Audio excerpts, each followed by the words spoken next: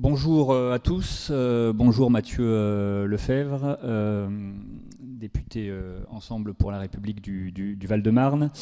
Merci de nous accorder un peu de votre temps aujourd'hui. On va commencer tranquillement en attendant les habituels retardataires. Juste un mot avant de commencer cette rencontre sans Chantal Didier cette semaine encore, qui est retenue ailleurs qu'à Paris pour des raisons personnelles, pour vous rappeler que notre rencontre est retransmise sur le portail vidéo internet de l'Assemblée nationale, qu'un live tweet est assuré sur le compte de l'AJP.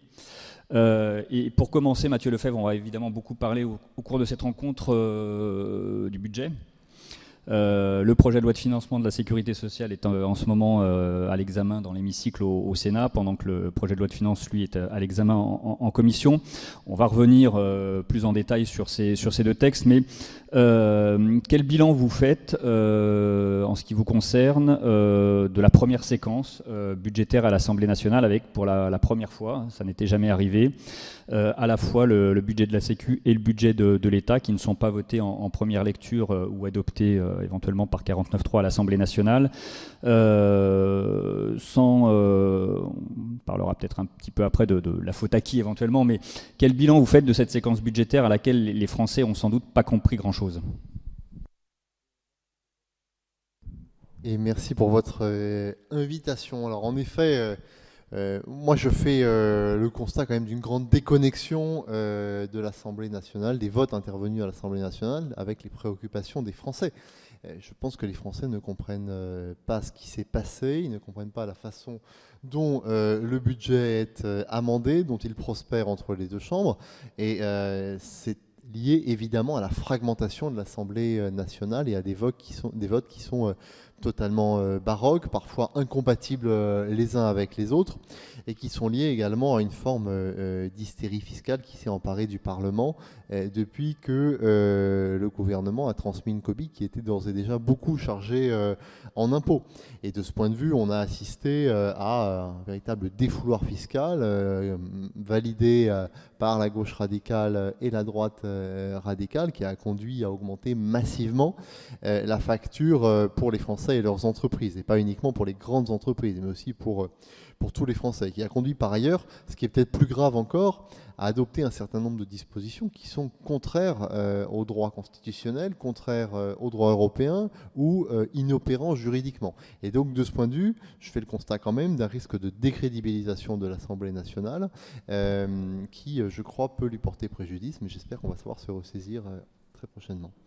Vous dites déconnexion, est-ce que c'est pas aussi, et surtout ce que vous évoquez, le fait qu'il n'y a pas aujourd'hui de véritable majorité à l'Assemblée nationale, ou qu'en tout cas une addition des oppositions peuvent finalement mettre en minorité le socle gouvernemental, qui n'est pas toujours d'accord d'ailleurs entre lui, on en reparlera sans doute tout à l'heure. Est-ce que finalement c'est pas d'abord et avant tout cette configuration de l'Assemblée nationale issue des élections, et comment on en sort on le voit bien, un pays et un Parlement qui n'a pas, si tant est que ce soit possible, la culture du compromis?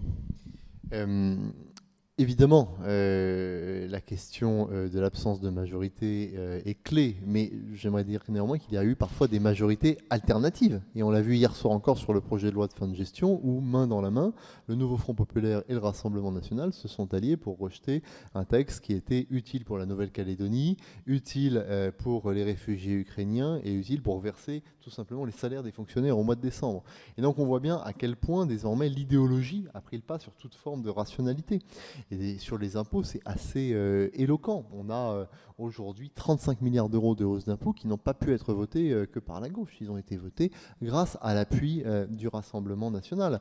Et donc, la colonne vertébrale idéologique de cette Assemblée nationale-là, on peut considérer qu'elle est soit totalement manquante et soit totalement absente, soit qu'il y en a une et qu'elle est une majorité alternative au bon sens et au sens commun.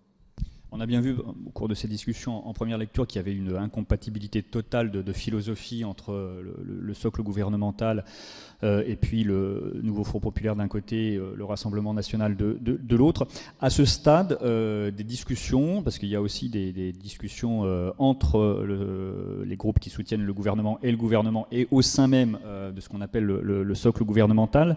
À ce stade des discussions, vous, députés Ensemble pour la République. Qu'est-ce qui vous convient, peut-être les grands équilibres de ce budget, et qu'est-ce qui vous pose encore problème? On a vu notamment encore hier, lors de à l'issue de votre réunion de groupe à l'Assemblée, que sur la question des cotisations patronales, des allègements de charges sur lesquels le gouvernement veut revenir en partie, là, ça coince.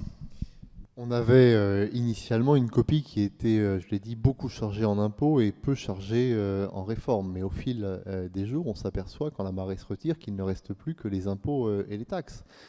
Les réformes de réduction de dépenses réduisent comme peau de chagrin au fur et à mesure que les discussions arrivent. Et donc, par conséquent, on est face à un contexte fiscal, social et réglementaire qui pose question pour la compétitivité de notre pays, qui pose question dans un monde où les États-Unis se réarment, la Chine se réarme, et nous allons nous désarmer. Nous avons mis beaucoup d'eau dans notre vin, nous n'avons pas dit beaucoup de choses ou peu de choses sur la hausse de l'impôt sur les sociétés, bien que nous n'en pensions pas moins. Nous avons dit peu de choses ou pas de choses sur la taxe sur les billets d'avion, bien que nous n'en pensions pas moins. Mais la question du coût du travail, c'est une aberration et une faute économique majeure dans ce contexte économique que nous connaissons. Ça fait 30 ans qu'on n'a pas augmenté le coût du travail, droite et gauche confondues. Même François Hollande a commencé à baisser le coût du travail avec le crédit d'impôt compétitivité emploi.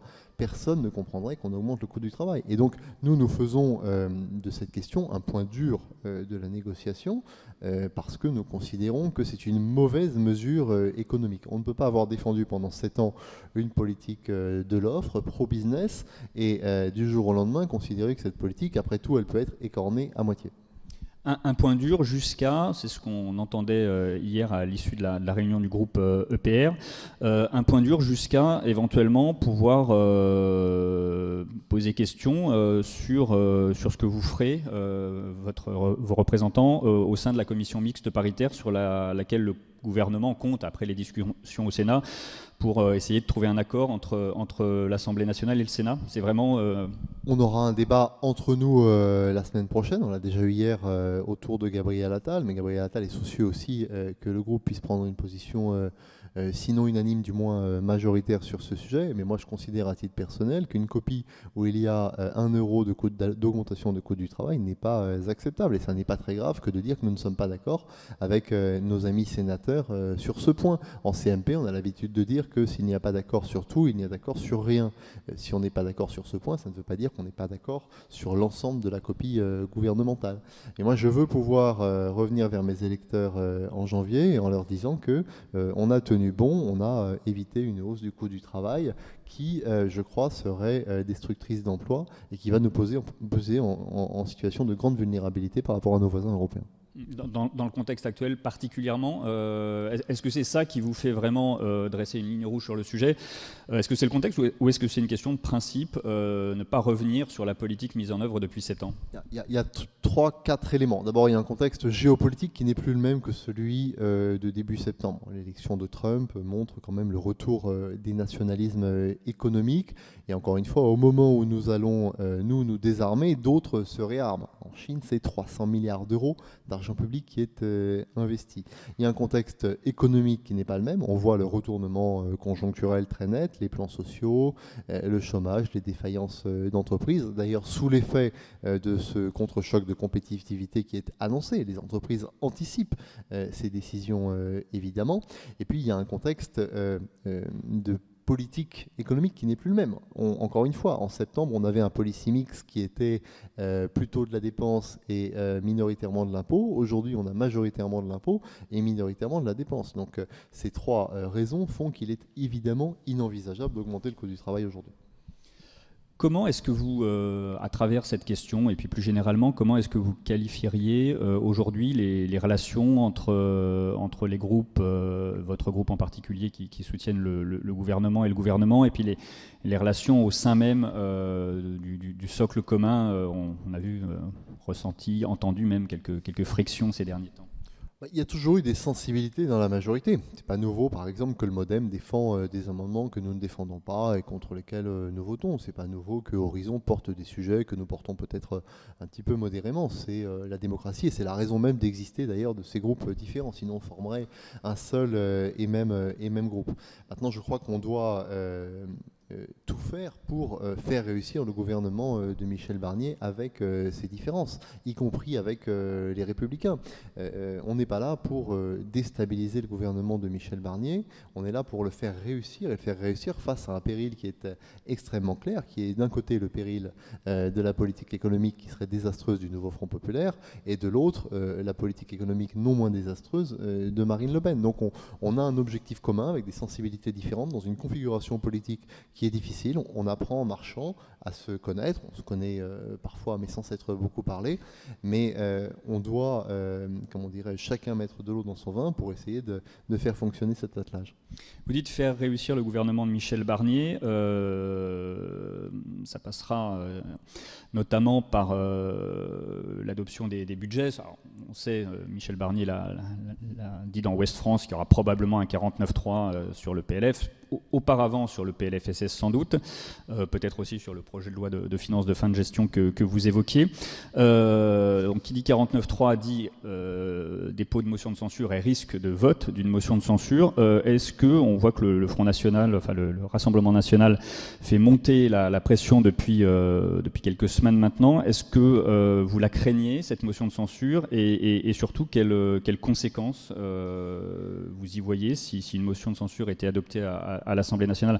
Alors ça dépend du moment où elle serait adoptée, sur le PLF, sur le PLFSS, le timing n'est pas tout à fait anodin. Mais pour vous, est-ce qu'aujourd'hui le risque est réel et quelles conséquences vous y voyez? Je pense que les conséquences à la fois économiques, financières et politiques seraient désastreuses pour le pays, seraient très graves. Le Rassemblement national serait les artisans du chaos budgétaire et du chaos politique. C'est à eux de mesurer c'est à eux de mesurer le poids de leurs responsabilités. D'ailleurs, conjointement avec le nouveau Front populaire, parce que le Rassemblement national n'arrivera pas à faire tomber le gouvernement sans le nouveau Front populaire.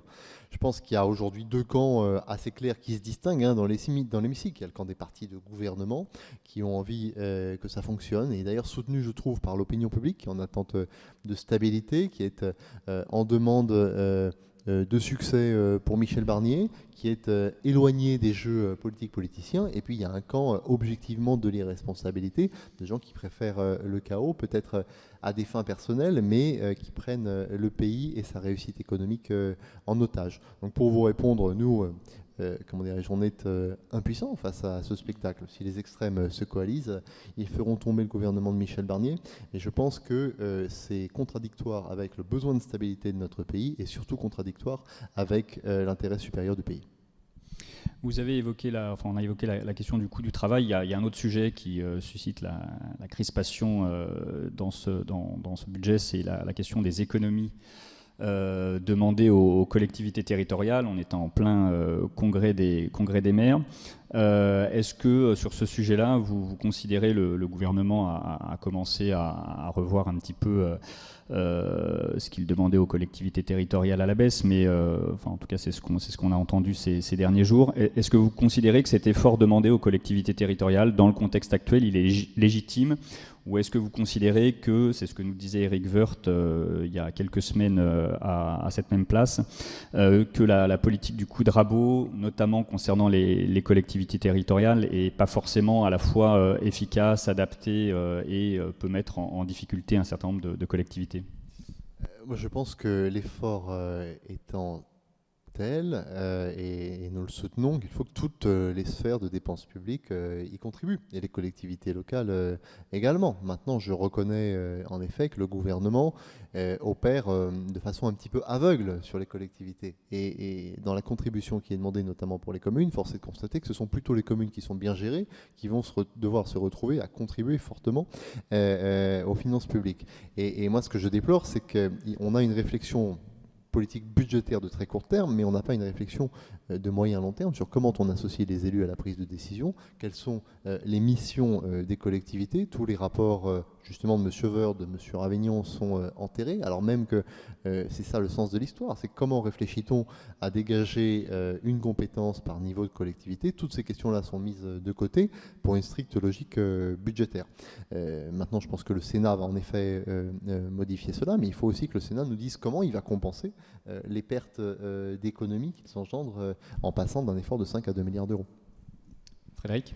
Frédéric Delpech pour LCI-TF1. Donc, vous demandez au Sénat de clarifier sa position sur comment compenser pour les collectivités. Mais alors, on peut vous poser aussi du coup la question sur les entreprises, puisque les charges sur les entreprises du gouvernement sont taxées à 4 milliards d'euros. Le gouvernement parle peut-être de les descendre à 2 milliards. Vous souhaitez zéro charge supplémentaire, donc absolument rien de 4 milliards. Comment, vous compensez ces 4 milliards? Qu'est-ce que vous proposez en face? Et puis, deuxième question, est-ce que vous pourriez accepter, malgré tout, si jamais ce n'est pas zéro, d'aller à 2 milliards ou 1 milliard, si le gouvernement baisse un peu sa prétention d'être à 4 milliards? D'abord, nous, on a formulé des propositions alternatives, à commencer par la réforme de l'assurance chômage. C'est une réforme qui génère beaucoup d'économies à terme et qui a le mérite d'être par ailleurs durable, parce qu'en mettant durablement des gens dans l'emploi, on génère des recettes fiscales et sociales. On a proposé également de poursuivre la suppression de l'allocation spécifique de solidarité, qui est une réforme qui engendre des économies. On a proposé de supprimer des strates administratives. Moi, j'ai proposé de supprimer, par exemple, la métropole du Grand Paris. On a proposé de faire un effort plus important sur les collectivités locales. On a proposé de faire une journée de solidarité. Donc, on n'a pas manqué d'inventivité en matière de réduction des dépenses. J'observe que ces pistes ont été rejetées par le gouvernement, mais on ne peut pas nous faire le procès de ne pas avoir cherché à compenser. Avec Gérald Darmanin, d'ailleurs, quand on proposait la suppression de la mesure sur l'impôt sur les sociétés, on a proposé des cessions de participation parce que nous sommes des gens responsables. Pour répondre à votre question, moi je suis contre la hausse du coût du travail. Je ne suis pas à moitié contre la hausse du coût du travail. Et je pense que le gouvernement, si demain il supprimait par exemple les exonérations de charges au-delà de 2,5 SMIC, il pénaliserait lourdement l'industrie. Ce sont des salaires industriels qui seraient pénalisés. Et ça me semble un message totalement contracyclique et totalement contre-intuitif compte tenu des plans sociaux que nous connaissons. Donc sur ce sujet-là, c'est bien tout ou rien. C'est tout ou rien, vous je êtes le vraiment. confirme, absolument. D'accord. Nicolas. Oui, peut-être qu'on fait preuve d'une certaine nécessité, mais c'est quoi la philosophie de ce budget? C'est un budget rustine ou bien il y a une perspective que vous pourriez dessiner? Mais on a beaucoup de débats de politique économique, de débats de politique budgétaire de court terme avec le gouvernement, mais on n'a pas de débat de politique économique. Quand le gouvernement augmente la taxe sur les billets d'avion, quelle est sa vision pour le secteur aérien? Quand le gouvernement dit qu'il va remettre la réforme des retraites sur le métier, mais en même temps désindexe partiellement les retraites, quelle est la vision pour les seniors quand le gouvernement augmente le coût du travail, mais fait face à des plans sociaux? Moi, ce que je déplore, c'est précisément cela, c'est que nous n'ayons pas, avec le Premier ministre, de débat sur la vision de la politique économique qu'il entend mener à court ou moyen terme.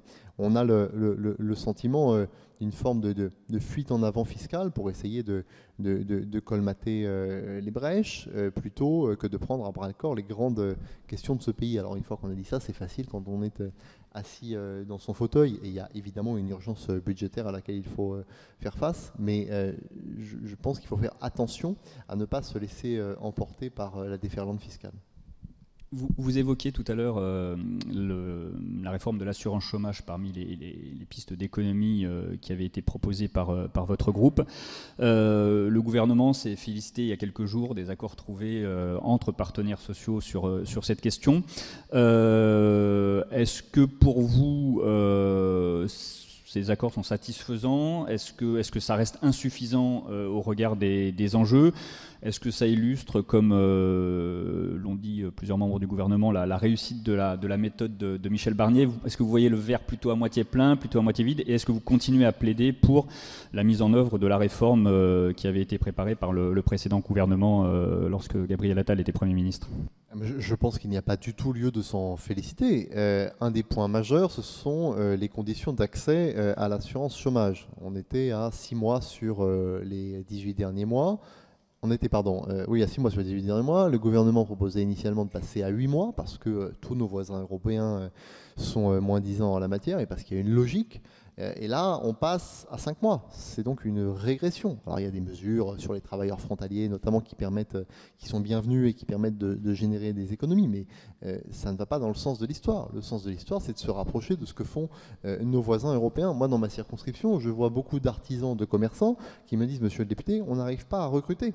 Et il y a pourtant des gens qui sont en demande. C'est donc bien qu'il faut rapprocher l'offre de la demande d'emploi, non pas en créant une taxe sur les chômeurs ou en les mettant sans aucune condition d'indemnisation, mais par exemple en durcissant, oui, la condition d'accès à l'assurance chômage, évidemment.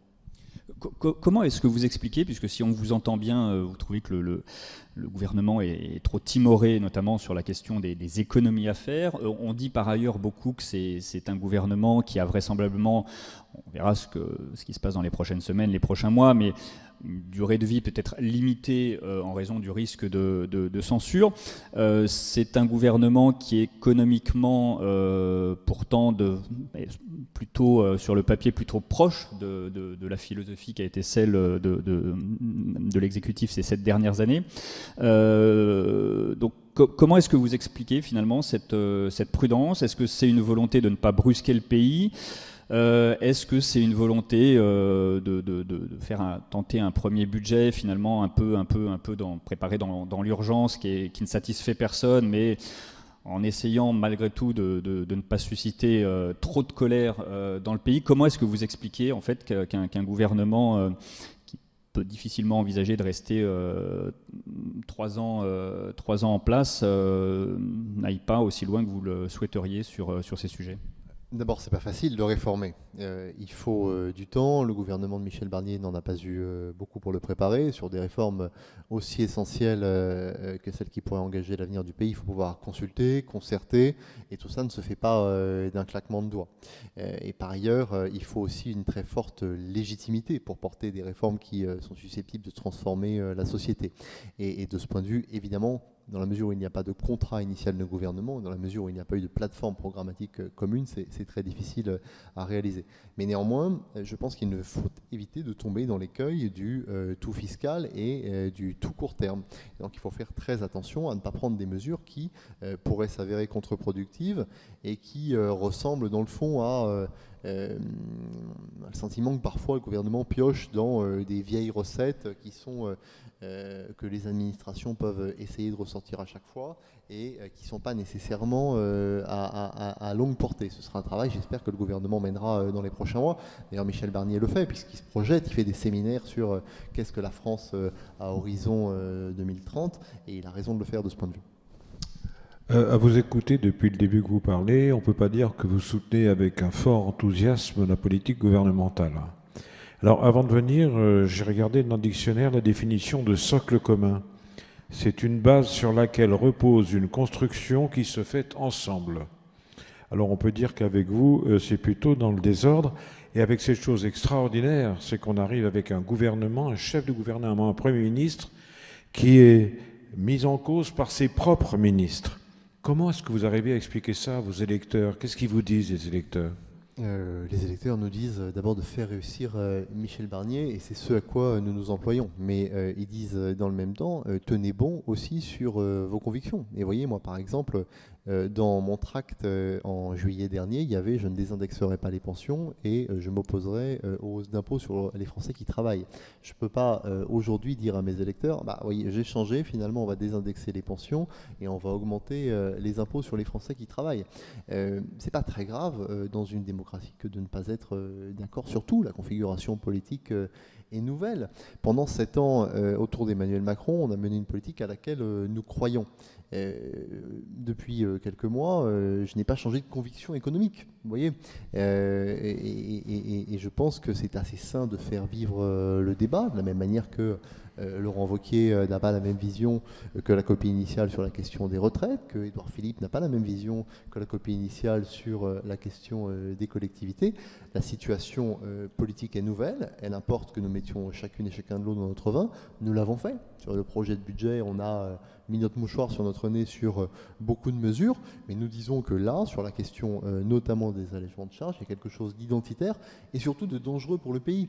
Au-delà de la prise de position politique, moi je suis convaincu qu'on prend un risque pour l'emploi demain, si on prend cette mesure. Et donc je ne pourrais pas venir me renier en disant, après tout, on augmentons le coût du travail que de 2 milliards d'euros. Est-ce que dans le fond, il n'y a pas certains députés, enfin, parmi vous, qui se disent pas de budget, et comme ça on reconduit le budget précédent? Mais tous ceux qui parient sur la censure de Michel Barnier parient contre l'intérêt supérieur du pays. Il faut bien s'imaginer ce que ce serait un 20 décembre sans budget ou sans budget de la sécurité sociale. Ce serait les dixièmes additionnels.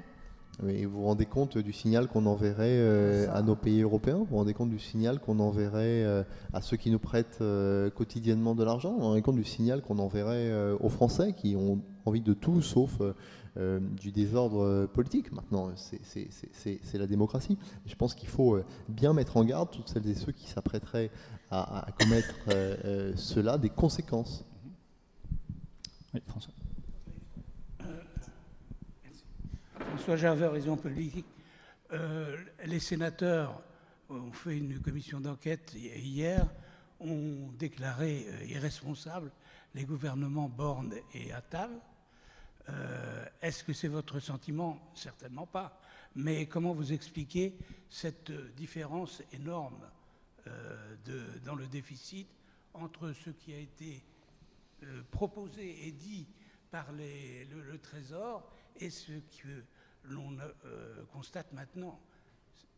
Moi, quand j'ai vu ce qu'ont fait les sénateurs, j'ai plutôt entendu un réquisitoire à charge contre les membres du gouvernement plutôt qu'une tentative d'expliquer les raisons de cette dégradation. Si on prend les choses à plat, qu'est-ce qui s'est passé? On a assisté à un déficit de prévision massive des recettes fiscales. On peut et on doit s'interroger, c'est la raison pour laquelle nous on a soutenu la commission d'enquête à l'Assemblée nationale, sur pourquoi ça s'est produit.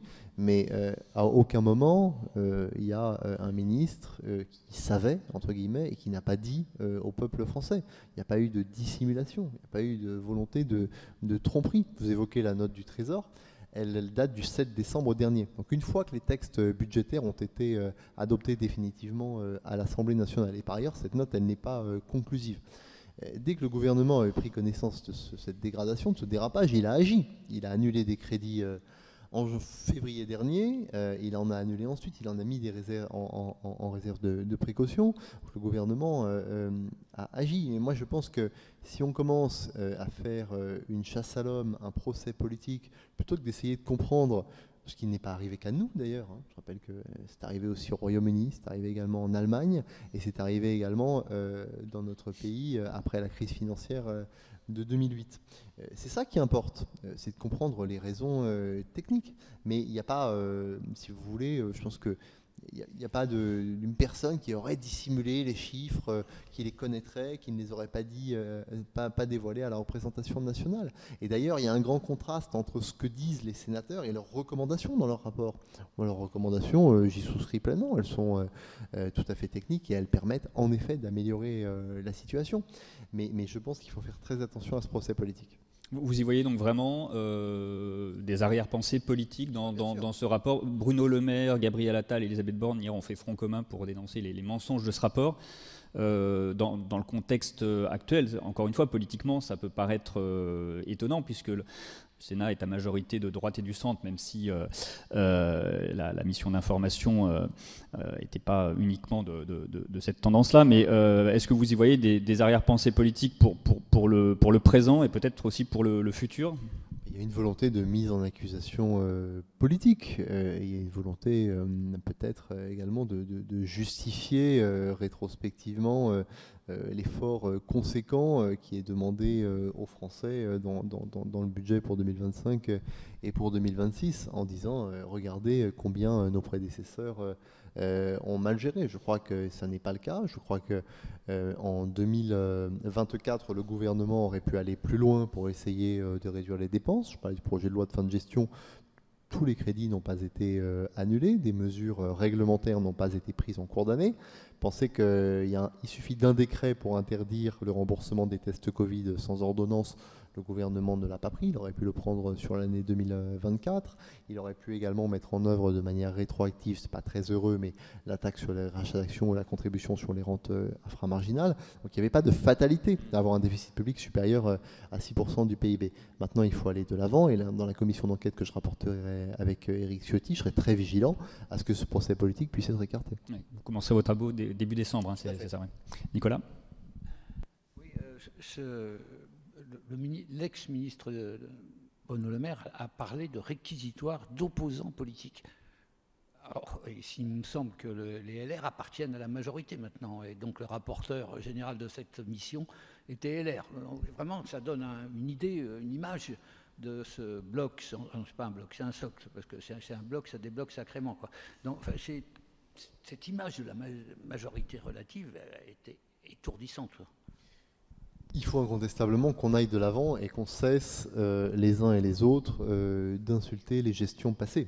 Ça vaut pour les Républicains, mais ça vaut pour nous également. Je pense que nous devons cesser de rappeler aux Républicains qu'ils n'ont pas voté la réforme des retraites. Ils doivent cesser de dire à quel point notre gestion a fait preuve d'une grande impéritie. Mais vous savez, ce sont deux familles politiques qui se sont beaucoup combattus et qui se retrouvent aujourd'hui face au péril des extrêmes à travailler ensemble. C'est une forme de mariage forcé, mais je crois que le danger pour le pays des deux extrêmes est tel qu'on doit travailler ensemble et éviter évidemment de s'insulter pour y parvenir. J'imagine que vous devez peut-être y penser le jour et peut-être la nuit aussi sur la suite. Admettons que la motion de censure passe. Qu'est-ce qui se passe? Que fait le président de la République? Comment vous voyez l'avenir? Moi, je pense qu'il n'y a pas de fatalité en politique. D'abord, je ne sais pas, on peut peut-être aussi interroger les sociaux-démocrates. Est-ce que le Parti socialiste a envie d'être responsable également de cette débâcle politique et financière? Est-ce que Marine Le Pen prendra le risque de cette irresponsabilité? Donc moi, je ne me projette pas dans une telle hypothèse. Au-delà des conséquences politiques, je pense que les conséquences juridiques d'une non-adoption soit du PLFSS, soit du PLF, seraient très difficiles à mettre en œuvre. En ce moment, en commission des affaires sociales est débattue la PPL abrogation de la réforme des retraites, donc de LFI, qui va être présentée la semaine prochaine dans la niche parlementaire. Apparemment, pour l'instant, mais ça reste à vérifier, le RN serait plutôt en soutien de cette PPL abrogation de la réforme des retraites. Donc si elle venait à être adoptée la semaine prochaine dans l'hémicycle, quelles seraient les conséquences pratiques? Comment vous voyez la suite de cette possible abrogation de la PPL retraite? Ce serait une nouvelle démonstration de ce front populiste entre les deux extrêmes qui se créent et qui ne sont pas une contradiction près. Ce serait évidemment un signal désastreux pour notre économie, parce que les mêmes qui nous disent « vous avez dépensé sans compter » oublient que notre principal problème de finances publiques, mais de très loin, c'est la question du financement de nos retraites. Maintenant, l'histoire n'est pas encore dite. Jeudi prochain, si cette proposition est adoptée en commission, on aura un débat en séance publique. Moi, je souhaite que ce débat il soit à la mesure de l'enjeu pour les Français. C'est un débat qui mérite du temps et j'espère que l'on parviendra à convaincre certains de nos collègues, notamment les collègues sociaux-démocrates, je pense aux socialistes, puisque je rappelle que dans cette proposition de loi, il y a la réforme Touraine qui est également supprimée. Je ne sais pas ce que va voter monsieur Hollande. Il faut, vous savez, parce que dans la situation dans laquelle nous sommes, il faut partager un peu l'exercice de la responsabilité. On ne peut pas avoir des oppositions qui s'en exonèrent matin, midi et soir. Une charge, c'est sur un pont, si elle est répartie que sur un seul pilier, ça ne fonctionne pas. Et il faut aussi avoir le courage de dire aux Français que oui, ils vont devoir travailler plus et que peut-être même cette réforme devra encore être retravaillée à l'avenir, parce que quand on regarde ce que font tous nos voisins européens ont un âge légal de départ qui est supérieur au nôtre. On verra effectivement ce qui se passe en commission où le débat a encore lieu en ce moment. Si on compte bien, entre les référendums d'initiative partagée qui ont été tentés après la réforme, les différentes propositions de loi qui ont été présentées depuis 1 an et demi, c'est la 5e tentative d'abrogation, avec cette fois effectivement la perspective en commission ce matin d'une première victoire au moins symbolique pour les opposants à la réforme, puisqu'ensuite le processus serait encore très long. On serait encore loin d'une éventuelle abrogation qui, dans la configuration politique nationale actuelle, semble impossible. Mais est-ce que l'enjeu vous semble, y compris symboliquement, politiquement, suffisamment important pour que la semaine prochaine, dans l'hémicycle, c'est le premier texte qui est inscrit à l'ordre du jour de la journée d'initiative parlementaire de la France Insoumise. Vous disiez, c'est un débat qui mérite du temps, qui mérite peut-être toute la journée et même plus, c'est-à-dire que est-ce que vous êtes prêt à faire durer les débats jusqu'à minuit, c'est-à-dire la fin de la journée d'initiative parlementaire, ce qui empêcherait éventuellement un vote sur le sujet? Et nous, ce qui nous caractérise, c'est qu'on n'est pas un parti d'obstruction. On n'est pas des gens qui vont déposer 10 000 amendements pour bloquer. On le reproche à nos adversaires, c'est pas pour le faire nous-mêmes. Je dis simplement que lors de la réforme, on a passé 2 semaines dans l'hémicycle, il y a eu près de 5, 6, 7 000 amendements. On ne peut pas, d'un trait de plume, sans que nous ayons la parole, sans que nous fassions valoir nos arguments, un débat en 2 heures top chrono pour abroger cette réforme qui enverrait par ailleurs un signal absolument désastreux à nos voisins européens et je crois également aux Français. Au début peu après sa nomination à Matignon, Michel Barnier avait évoqué des aménagements possibles sur un certain nombre de points de la réforme. On en entend un petit peu moins parler aujourd'hui. Est-ce qu'il faut avancer, alors peut-être que ce sera après la période budgétaire, mais est-ce qu'il faut avancer résolument sur ces sujets-là pour peut-être ensuite expliquer aux Français, ce que j'ai cru comprendre dans ce que vous disiez il y a quelques instants, que cette réforme était nécessaire, mais qu'elle sera peut-être encore, dans les années à venir, pas suffisante?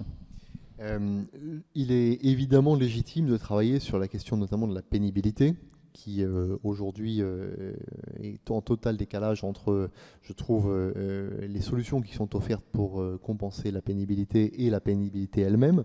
Sur la question également de l'emploi des seniors, mais ce qui n'est pas négociable, c'est l'équilibre financier de cette réforme. Il faut l'assumer. Cette réforme, je rappelle qu'elle ne rapporte rien aux finances publiques à horizon 2027. Elle est même coûteuse précisément parce que on a fait le choix d'augmenter les petites pensions et à raison. Mais l'équilibre financier n'est pas négociable. Je vous donne un chiffre sur l'augmentation de la dette sous le quinquennat d'Emmanuel Macron. Sur les 1 000 milliards, les fameux 1 000 milliards, il y en a près de la moitié qui sont liés au différentiel que nous avons en matière de financement des retraites par rapport à nos voisins européens. Nous vivons aujourd'hui à crédit pour financer nos retraites. Compte tenu du poids démographique qui est le nôtre, compte tenu de l'allongement de l'espérance de vie, faire croire aux Français qu'on va revenir sur cette réforme, c'est du pur populisme. Ça n'existe pas et c'est extrêmement dangereux pour l'avenir du pays. Oui, bonjour, Jean-Michel Lamy, nouvel économiste. Une question peut-être d'apparence technique. Vous avez énoncé plusieurs propositions alternatives pour compenser la non-hausse du coût du travail. Bon, vous avez dit suppression de la métropole du Grand Paris, c'est du pipeau dans les médias. Par contre... si, vous n'allez pas supprimer la métropole du Grand Paris dans les 6 mois qui viennent. Enfin, personne. Écoutez, vous en prenez l'engagement, on verra bien ce qui se passe. Je prends pas l'engagement, j'en fais la proposition. D'accord, écoutez, très bien. Si. Bon, ça fait des lustres que beaucoup en parlent. On n'a pas évoqué le CESE non plus, tiens. Mais ma question, vous avez une solution facile et immédiate, pour le coup, pour avoir des rentrées, c'est tout simplement l'augmentation de la TVA. Ça correspond à tous les critères économiques. Ce n'est pas de l'augmentation du coût du travail. La consommation est la moins taxée en France par rapport aux autres pays, à l'inverse du travail ou du capital. Des amendements centristes vont le faire, je crois, au Sénat. Alors pourquoi vous ne prenez pas en charge cette solution ? C'est un débat économique qui est très important. On finance aujourd'hui notre modèle de protection sociale, qui est un modèle généreux essentiellement par le travail, si bien les entreprises que par les salariés. Et le basculement vers un financement qui reposerait sur la consommation présente des avantages, notamment le fait de taxer les importations, vous l'avez dit. Mais ce n'est pas un sujet qu'on peut traiter sans mandat électoral pour ce faire. Je pense que c'est un sujet d'élection présidentielle. Et par ailleurs, c'est acceptable politiquement à la seule condition que vous baissiez drastiquement les charges et les charges salariales. Si demain vous dites aux Français vous avez 10% de salaire en plus, mais en contrepartie vous avez une augmentation de 2 à 5 points du taux de TVA, peut-être qu'on peut réfléchir, mais ça ne peut pas être une mesure pénalisante. Surtout en sortie de crise inflationniste. Mais par ailleurs, je pense que personne n'a de mandat pour le faire. Mais en revanche, intellectuellement, oui, c'est un débat que nous devons avoir. Dans ce contexte... Oui, Anita, non ? Tu voulais ? Pardon. Oui, vas-y, je t'en prie. Comment expliquez-vous que le gouvernement n'ait pas tenu compte, le gouvernement de Mme Borne, donc à l'époque, n'ait pas tenu compte des questions de pénibilité, justement, et d'emploi des seniors qui avaient été mis en avant par la droite de l'ancienne législature, je veux dire.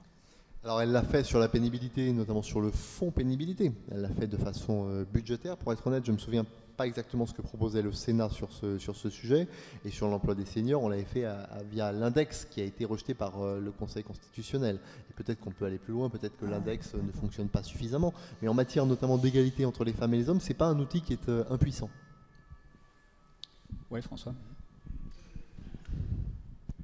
En réfléchissant un peu plus loin, à propos des municipales, est-ce que vous pensez que, comme le proposent certains, il devrait y avoir un accord préalable entre macronistes et LR?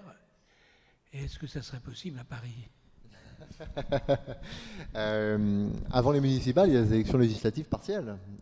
Et dans les élections législatives partielles, je pense qu'il faut évidemment un candidat du socle commun et qui soit le mieux placé pour remporter les élections législatives. Parce que le risque, sinon, c'est évidemment qu'on ait un candidat RN ou un candidat LFI qui puisse l'emporter. Les municipales, c'est un peu différent parce que les enjeux sont locaux, mais moi j'appelle de mes voeux évidemment à ce qu'il puisse y avoir une unité et qu'il se fasse d'ailleurs, je pense, assez naturellement vers certains sortants qui n'ont pas démérité, qui sont pour beaucoup LR, mais il faut évidemment tout faire pour unir nos forces, bien sûr. Et peut-être... mais pas uniquement avec LR. S'il y a des municipalités socialistes qui ont bien géré et qui n'ont pas démérité, on n'est pas obligé de prendre le risque d'avoir le RN ou LFI en face. Jacques et puis Émile. Aucun prix littéraire, aucun concours, tout ça n'a eu autant de publicité qu'un livre qui vient de sortir, qui raconte l'histoire d'un jeune de 29 ans. Est-ce que vous l'avez lu ?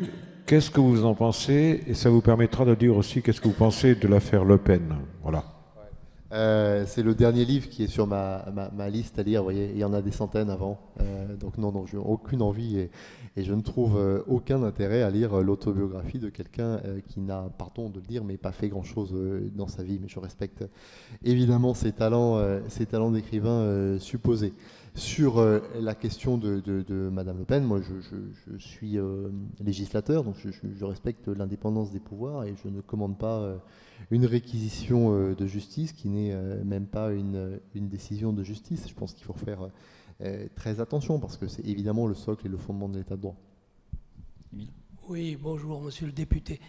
Vous avez répondu là, à la question de François que vous étiez favorable à pérenniser cet accord entre ancienne majorité et LR. Bien qu'il y a une contradiction que vous assumez en disant nous sommes prêts à soutenir Michel Barnier, mais à garder notre singularité. Bon, c'est ce qui montre que ce n'est pas aussi simple. Mais à votre avis, est-ce que vous pensez que durant la législature, si jamais elle va jusqu'à 2027, vous pourriez décrocher la social-démocratie de LFI? C'est le projet, par exemple, d'Édouard Philippe récemment sur RTL. Il disait que lui, il verrait plutôt quelque chose qui aille de LR jusqu'à la social-démocratie. Et dans ce cas, qu'est-ce qu'il faudrait faire pour décrocher le PS de cette alliance avec LFI? Je l'espère, mais je me désespère quand je vois par exemple que les socialistes vont voter pour la proposition d'abrogation qui contient elle-même, ce que je vous disais, l'abrogation de la réforme Touraine. On a le sentiment aujourd'hui que le Parti socialiste est l'otage de la France insoumise. Et quand on en est l'otage, c'est très difficile d'en sortir. Alors il y a peut-être une façon d'en sortir qui est de changer de mode de scrutin, mais enfin c'est une réforme qui est très difficile malgré tout à mettre en œuvre. Après, moi je reste infiniment persuadé qu'il y a beaucoup d'électeurs de gauche et de centre-gauche qui se sentent aujourd'hui orphelins parce qu'ils n'ont aucune envie de voter pour quelqu'un qui est satellisé par Jean-Luc Mélenchon et qui ne se retrouvent pas dans ce que propose la droite républicaine. Et évidemment que le socle commun devra s'élargir aux personnalités de gauche et de centre-gauche avec qui nous partageons plus que ce que nous voulons bien dire parfois. Je pense que le rejet des extrêmes, encore une fois, dans une élection présidentielle en 2027 qui va être extrêmement polarisée, doit tous nous inquiéter et unir tous les républicains de ce pays pour éviter le pire. Oui, vous avez partiellement, c'était un peu ma question aussi, je voulais vous demander si vous aviez perçu des signes d'évolution de vos collègues sociodémocrates, laissant à penser qu'ils prendraient des distances, voire qu'ils romperaient avec les insoumis. Assez peu, et je pense qu'ils ont d'ailleurs les enjeux des élections municipales, parce que c'est très compliqué de ne pas avoir le report de voix de ses alliés au second tour, et je pense qu'ils en sont encore une fois un petit peu l'otage. Après, intuitu personné, vous avez des gens avec qui évidemment vous pouvez discuter, et avec qui évidemment vous partagez des valeurs et des convictions républicaines. Vous voyez par exemple avec Jérôme Guedj, on n'est peut-être pas d'accord sur la politique économique et sociale, mais je pense qu'on est d'accord sur l'essentiel, sur ce qui fonde les valeurs fondamentales de notre pays. Maintenant, c'est aussi à eux de montrer des signes d'ouverture. Et c'est aussi à eux, par exemple, c'était aussi à eux en septembre de dire qu'ils n'allaient pas censurer a priori un des leurs, Bernard Cazeneuve. L'équation politique est aujourd'hui malgré tout très compliquée. Quelques questions à la fois parlementaires, internationales et nationales pour terminer. Ce matin, le bureau de l'Assemblée nationale a validé les groupes d'amitié qui existent traditionnellement entre l'Assemblée nationale française et des parlementaires étrangers. Et dans ce cadre-là, a été décidé d'acter la transformation du groupe d'études France-Palestine en groupe d'amitié France-Palestine, comme il existe beaucoup d'autres groupes d'amitié. Notamment un groupe d'amitié France-Israël dont vous étiez le président sous la précédente législature. Est-ce que cette évolution suscite un commentaire de votre part ? Je pense que c'est un coup politique qu'a voulu faire le nouveau Front populaire, mais qui ne fera pas progresser la paix d'un millimètre. La question, c'est l'éventuelle reconnaissance d'un État palestinien par notre pays et par le chef de l'État. Mais ça ne peut pas être, comment dirais-je, ça ne peut pas ne pas être un élément de levier pour la paix. Reconnaître l'État palestinien, parce que c'est ce à quoi aspire ce groupe d'amitié, ne peut pas se faire sans éléments de négociation. Ça doit être un levier. Le jour où la France reconnaîtra l'État palestinien, c'est parce que le président de la République aura obtenu en face des contreparties. Après, au strict plan juridique, rien ne justifie la création d'un groupe d'amitié France-Palestine. Si vous regardez les conditions, elles sont l'existence de relations diplomatiques. Oui, il y a des relations diplomatiques. L'existence d'un État, ça n'est pas le cas. Et 3, l'existence d'une démocratie parlementaire. Pardon, mais quelle est la démocratie parlementaire à Gaza aujourd'hui ? Donc je pense qu'il faut être très vigilant et sur ce sujet comme sur d'autres, éviter les postures politiques et être plutôt dans le dialogue et la recherche de compromis. Je disais, on est sur un sujet à la fois international qui a des implications nationales et parlementaires. Vous êtes l'un des premiers signataires d'une proposition de loi avec vos collègues du groupe EPR, proposition de loi pour lutter contre les formes renouvelées de l'antisémitisme. De quoi s'agit-il ? L'antisémitisme a muté dans notre pays et dans les démocraties occidentales, et il a explosé, comme chacun sait, depuis le 7 octobre dernier, 2023. Il revêt aujourd'hui de nouveaux visages qui sont soit le complotisme, soit l'islamisme, soit évidemment l'antisionisme. Et donc par conséquent, la réponse pénale qui doit être apportée à ces nouvelles formes d'antisémitisme doit évoluer.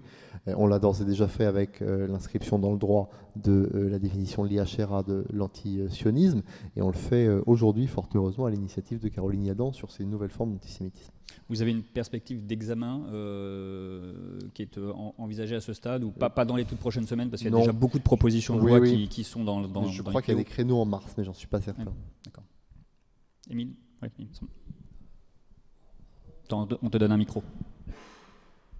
À propos d'antisémitisme et d'antisionisme, la proposition faite par Donald Trump de retirer les crédits à toutes les universités qui manifesteront un point de vue antisioniste et antisémite est reprise, en tout cas, elle en a manifesté l'intention par Valérie Pécresse. Est-ce que vous êtes favorable à ce que le ministère de l'Enseignement supérieur prenne la même mesure en France? Mais moi, je pense qu'il faut avoir une tolérance zéro vis-à-vis des actes antisionistes et antisémites. Et par conséquent, que pas un euro d'argent public ne doit aller soit à des associations, parce que c'est essentiellement par le biais d'associations. On n'imagine pas qu'il n'y ait plus de financement public aux universités, évidemment. Mais si on n'est pas ferme, si la puissance publique n'est pas ferme sur ces questions, ça ne sert plus à rien de se battre. Voilà. Donc évidemment qu'il faut aller dans ce sens. Et Valérie Pécresse a bien raison. Autre sujet à la croisée des chemins, le Mercosur. On a une crise agricole en France avec à nouveau une colère paysanne qui s'exprime. La France, par la voix d'Emmanuel Macron et l'ensemble des groupes parlementaires sont opposés à la signature de l'accord tel qu'il existe aujourd'hui. Il y aura un débat et un vote la semaine prochaine à l'Assemblée nationale qui sera peut-être ce vote unanime avec... par ailleurs des intentions qui peuvent être différentes concernant les accords commerciaux et le libre-échange d'un groupe à l'autre. Est-ce que vous considérez, au-delà de ce vote et de l'unanimité qui semble se dégager en France, que le gouvernement, Emmanuel Macron, ont aujourd'hui les moyens de s'opposer à la signature de ce traité avec, on le sait, des procédures qui peuvent être diverses et variées. Est-ce que la France aujourd'hui a la capacité véritablement de s'opposer à la mise en œuvre de ce traité à court terme en tout cas ? Je pense d'abord que le président de la République a eu raison de rappeler que le traité n'était pas acceptable en l'état. Il ne l'est pas évidemment pour nos agriculteurs et pour notre alimentation. En revanche, je pense qu'il faut faire attention à bien rappeler que nous ne pouvons pas être par principe opposés à des accords de libre-échange, parce qu'il en va également de la pérennité et du développement d'un certain nombre de filières, dans un contexte de concurrence internationale que nous connaissons. Mais de ce point de vue, je pense que l'initiative de Michel Barnier est la bonne. Elle permettra de donner du poids, justement, parce que les sujets d'union nationale dans une assemblée aussi fragmentée sont si peu nombreux, de montrer que pour une fois l'Assemblée est unie pour rejeter le Mercosur en l'état. En tout cas, il en va évidemment grandement de la crédibilité de la parole publique, parce que personne ne comprendrait qu'après un tel vote, le traité puisse être adopté en l'état. C'est pas votre spécialité, mais sur la colère agricole, comment est-ce que le gouvernement peut répondre ? Il y a la question du Mercosur, mais c'est évidemment pas la seule. Il y a la question des normes sur laquelle le gouvernement précédent avait commencé à avancer. Il y a le projet de loi agricole qui va être là en fin d'année en commission au Sénat, puis dans l'hémicycle. Est-ce que vous faites partie d'ailleurs de ceux qui regrettent peut-être que les choses soient pas allées plus vite sur la suite de l'examen de ce projet de loi d'orientation agricole, et peut-être ça a contribué à faire en sorte que les agriculteurs se demandent un an après les précédentes mobilisations ce qui s'est passé entre-temps?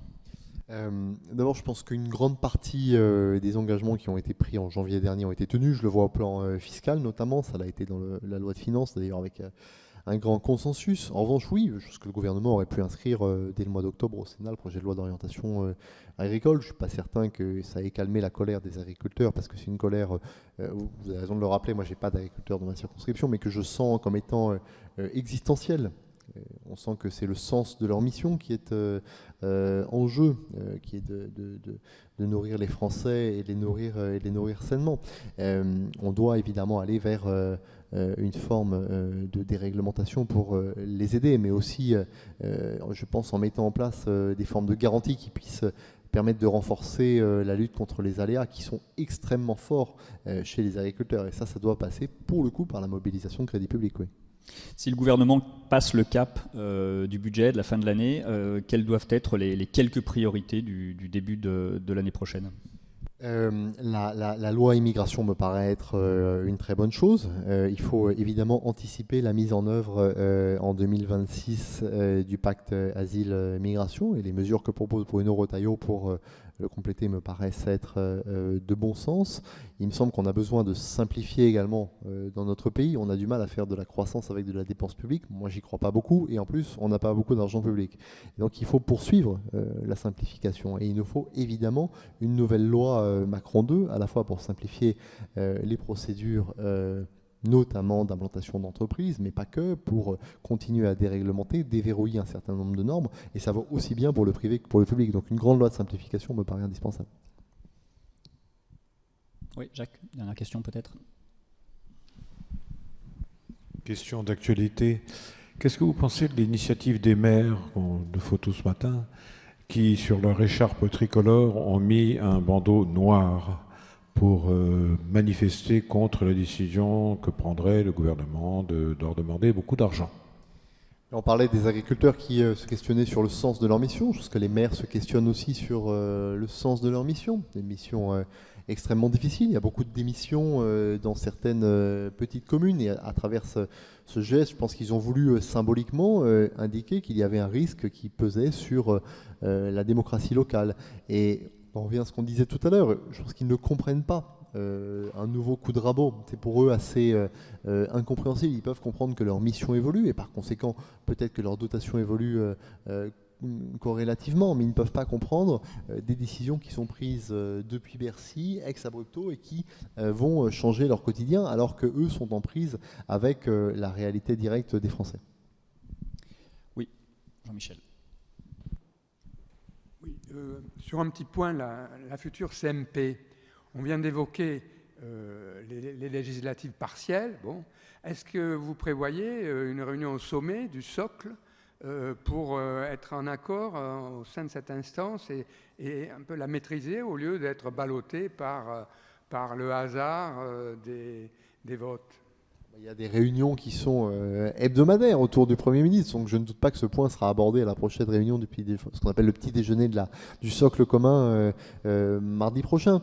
Mais vous savez, le désaccord, ce n'est pas un désaccord entre le socle commun et le gouvernement, c'est un désaccord entre les sénateurs et les députés. Les sénateurs, hier, ont adopté une mesure d'augmentation de 3 milliards d'euros du coût du travail. On est en désaccord avec cette proposition.